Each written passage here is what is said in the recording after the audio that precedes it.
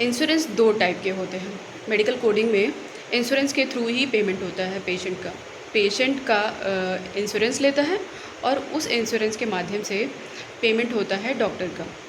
तो बेसिकली दो इंश्योरेंस होते हैं, एक होता है कॉमर्शियल, दूसरा होता है मेडिकेयर बेसिकली 65 यानी कि बुज़ुर्गों के लिए होता है, जो 65 प्लस एज के होते हैं, और उसके बिलो जितने भी पेशेंट होते हैं वो कॉमर्शियल इंश्योरेंस के अंतर्गत आते हैं। जैसे कि हमारे यहाँ जितने भी इंश्योरेंस चलते हैं, पॉलिसी बाजार, ये वो जितने भी चलते हैं, उसी तरह से उनके यहाँ भी होता है BCBS और मोलेना हेल्थ केयर,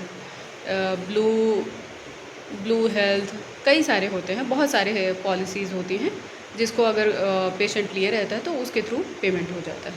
वो सारे कॉमर्शियल इंश्योरेंस में होते हैं।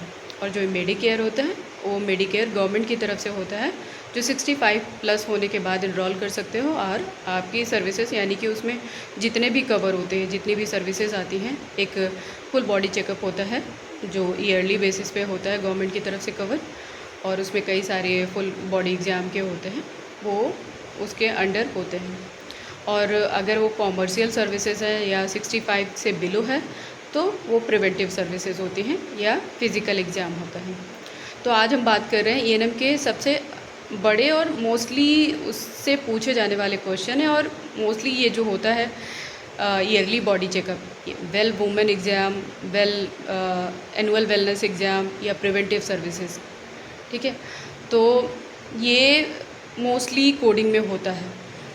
जिसकी भी एज 65 प्लस हो जाती है, वो लोग सारे लोग मोस्टली उनको बीमारियां होनी शुरू हो जाती हैं इस वजह से। तो जो एनुअल वेलनेस एग्ज़ाम होता है, अगर वो कॉमर्शियल है तो, और वो बिलो 65 है, तो उसकी CPT कॉमर्शियल के बिहाफ पे ही होगी। कॉमर्शियल की कोडिंग जो होती है 99385, यानी कि न्यू पेशेंट है तो 8 की सीरीज़ जाती है, और अगर 9939 की सीरीज़ जाती है जब वो इस्टेब्लिश पेशेंट है।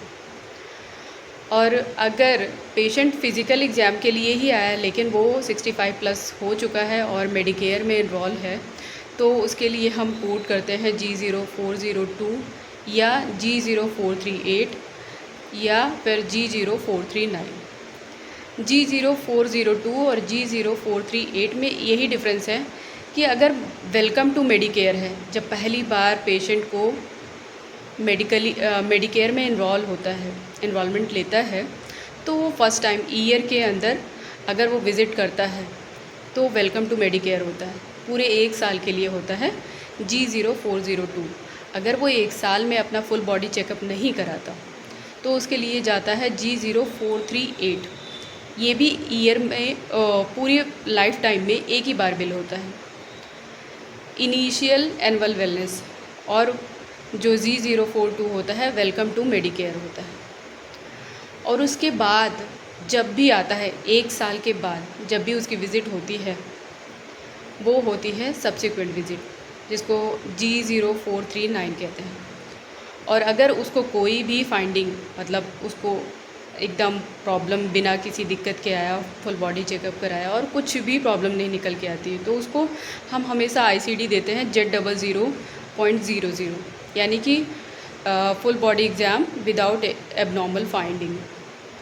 और अगर उसको कुछ फाइंडिंग या कुछ प्रॉब्लम के साथ आता है, या उसको फाइंडिंग निकलती है फुल बॉडी चेकअप कराने के बाद, उसको कोई प्रॉब्लम डायग्नोस हो जाती है, तो उसके साथ देते हैं Z00.01